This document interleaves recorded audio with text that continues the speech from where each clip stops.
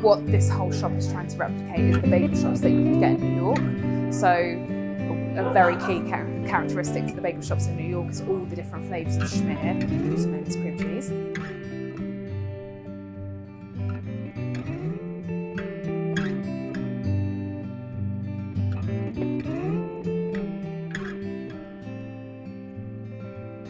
So I was craving a New York style bagel, and during lockdown I wasn't going to have one anytime soon, and I tried them all around London and nothing was kind of hitting the spot.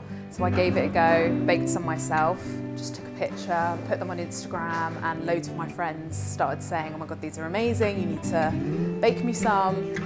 And then I kind of had that light bulb moment that no one was doing that kind of thing in the UK. So started selling them from my mum's doorstep, started baking in her kitchen during the weekend, selling from her doorstep, and it got more and more and more popular, which meant I quit my job 4 months after starting, and then I found a space and opened the shop. So there are two methods of making bagels. You can either kind of do the roll it into a ball and poke your finger through it and stretch it out into a ring, or the authentic and traditional way is rolling it into a kind of log sausage and rolling it around your hand, which is what we do. So then we roll into the shapes of the bagels.